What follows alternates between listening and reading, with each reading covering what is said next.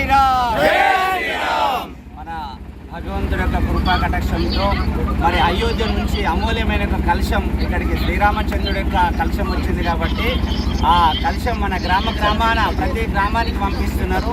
మరి అందరం కూడా ఈ యొక్క కలశాన్ని మన గ్రామంలో అందరం కూడా సత్యసామలంగా కూడా మరి స్వాగతం చెప్పి మంచి పుణ్యక్షేత్రంలో కూడా పెట్టడం కూడా జరుగుతున్నది. మరి ఫస్ట్ నుంచి ధాన్యం అంటే అక్షంతలు కూడా వస్తున్నాయి కాబట్టి ఆ అక్షంతలు కూడా ప్రతి ఇంటింటికి మనకు పంపిస్తారు కాబట్టి ఈ యొక్క శ్రీరామచంద్రుడి యొక్క అక్షంతలు మన 22వ తారీఖు నాడు స్వామివారి యొక్క ప్రాణ ప్రతిష్ఠ ఉన్నది ఆ అయోధ్యలో. మరి ఆ రామచంద్రుడి యొక్క ప్రాణ ప్రతిష్ఠ సందర్భంగా మనకు ప్రతి గ్రామానికి ఇలాంటి కలశం రావడం చాలా శ్రేష్టం.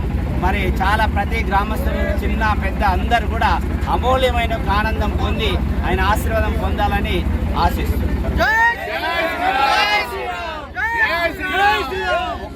1వ తారీఖు నుంచి 15వ తారీఖు దాకా ప్రతి ఇంటికి అక్షంతలు వస్తాయి. ఆ అక్షంతలు అమూల్యమైన యొక్క ధన రూపము అంటే మీరు వాళ్ళు కానీ భగవంతుడి దగ్గర కానీ పెట్టుకోవాలనే వాళ్ళ ఆదేశం కాబట్టి దాన్ని మనందరం కూడా పాటించాలి.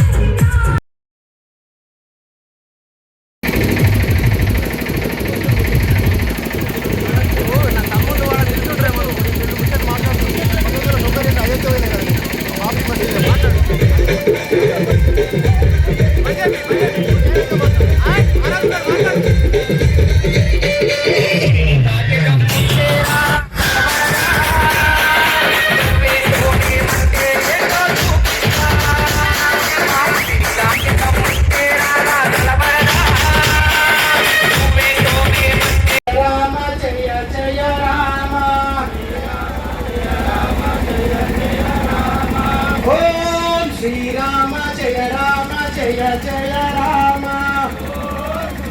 అందరూ అనాలి దయచేసి, నోరు తెరవండి దయచేసి. ఆ శ్రీరాముడి ఇక్కడికి రావాలి. ఓం శ్రీరామ జయ రామ జయ జయ రామ.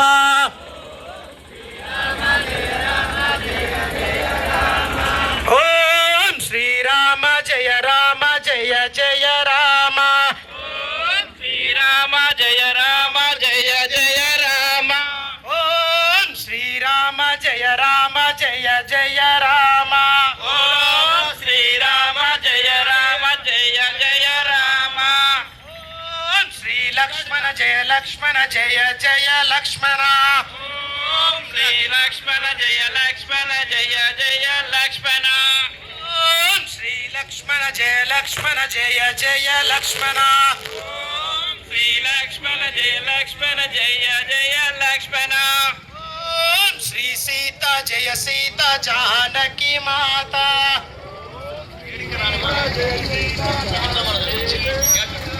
ఓం శ్రీ సీత జయ సీత జానకి మాత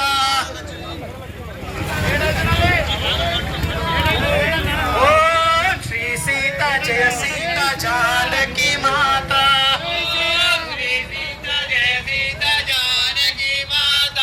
ఓం శ్రీ సీత జయ సీత జానకి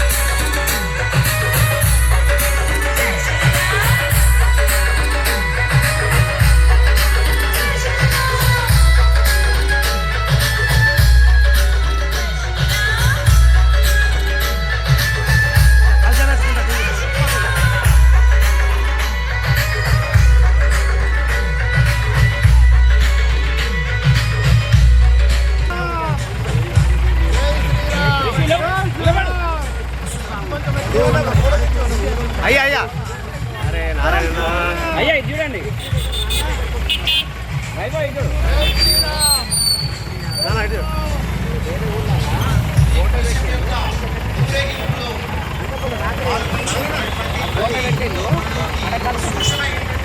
సూచనని గమనిస్తాం. దయచేసి పాదరక్షలు లేకుండా మనం అందరం నడుద్దాం. పాదరక్షలు ఎవరైనా వేసుకుంటే దయచేసి విడిచేద్దాం. సూచన గమనిస్తాం. పాదరక్షలు లేకుండా మాత్రమే నడుస్తాం. మనం రాముని నామస్మరణలో ముందుకు ఏగుతూ ఉంటాం.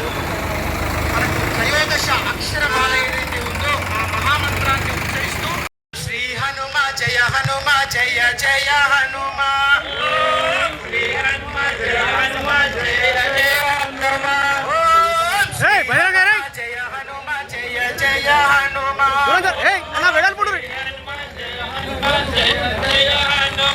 ఓం శ్రీ హనుమ జయ హనుమ జయ జయ హనుమ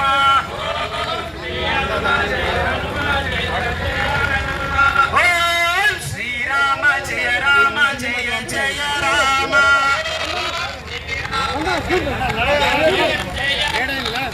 ఓం శ్రీరామ జయ రామ. ఎందరో మంది దేశాధినేతలు సౌదీ అరేబియా రాజు అయినటువంటి ఆ రాజు కూడా ఈరోజు ఎప్పుడెప్పుడా అని అయోధ్య రామ మందిరం గురించి వారు మొన్ననే ట్విట్టర్ వేదికగా ట్వీట్ కూడా చేసినటువంటి సందర్భం మనం చూసినాం. శ్రీరామచంద్రుడికి మతాలు లేవు. ఇదంతా హిందూ ధర్మం కోసం పాటుపడినటువంటి శ్రీరామచంద్రుడు నడయాడినటువంటి ఈ యొక్క పుణ్యభూమి, వేదభూమి, ధర్మభూమి. ఎందరో మంది వేదాలు మనము ఘోషించేటటువంటి వేదాన్ని ప్రపంచానికి అందించినటువంటి ఈ కర్మభూమి శ్రీరామమయం. ఈ శ్రీరామచంద్రం మూర్తి కోసము ప్రపంచంలో ఉన్నటువంటి 170 దేశాలు ఎదురు చూస్తూ ఉన్నాయంటే శ్రీరాముడికి మతం లేదు, అభిమతం ఒకటే ఉంది. శ్రీరామచంద్రుడు అంటే ప్రేమ, శ్రీరామచంద్రుడు అంటే ఒక తండ్రి లాంటి వాడు, శ్రీరామచంద్రుడు అంటే పితృవా పరిపాలకుడు, శ్రీరామచంద్రుడు అంటే ప్రేమగా ప్రజలని దీవించి ఆరాధించి పరిపాలించినటువంటి శ్రీరామరాజ్యం కోసం మనమందరం ఎదురు చూస్తూ ఉన్నాము. అప్పట్లో భరతుడు శ్రీరాముడు అరణ్యవాసం వెళుతూ ఉంటే నేను ఈ సింహాసనాన్ని అధిష్ఠించలేనని భరతుడు చెప్పినప్పుడు శ్రీరామచంద్రుడు అన్నాడు, ఈ యొక్క ప్రజలకి మనం అండదండలు ఇవ్వాల్సినటువంటి బాధ్యత మనం తీసుకోవాలి. అంటే మీరు ఖచ్చితంగా పరిపాలించాలని కోరినప్పుడు భరతుడు చెప్పినటువంటి విషయం తెలుసా? అన్న యొక్క ప్రేమ అంటే కుటుంబ వ్యవస్థని ప్రపంచానికి అందించినటువంటి ఈ కర్మభూమి కాబట్టి భరతుడు ఏం చేసిండో తెలుసా? శ్రీరాముడి యొక్క పాదాలు ఏవైతే ఉంటాయో ఆ పాద పద్మాల చేత ఈ దేశాన్ని పరిపాలించినటువంటి భరతుడికి భారతదేశం అనే పేరు వచ్చింది.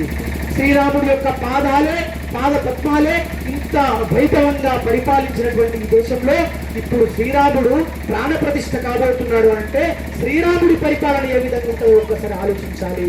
మన సాధువు సంతువులందరూ కూడా మన మహారాజులందరూ చెప్తూ ఉన్నారు ఏంటంటే వేదం ఏమని ఘోషిస్తుందంటే ఒక్కసారి అయోధ్యలో రామ జన్మభూమిలో శ్రీరామచంద్రుడి యొక్క ప్రాణ ప్రతిష్ఠ అవుతే ప్రపంచంలో భారతదేశాన్ని ఎదురించేటటువంటి శక్తి ఈ విశ్వంలో ఏదీ లేదని చెప్పేసి సాధు సంతులు నిత్యం చెప్తూనే ఉన్నారు. దానికి కట్టుబడి ఈ శ్రీరామ త్రయోదశ మహామంత్రాన్ని ఉచ్చరిస్తూ ముందుకు సాగుదాం. శ్రీరామ జయ రామ జయ జయ రామ.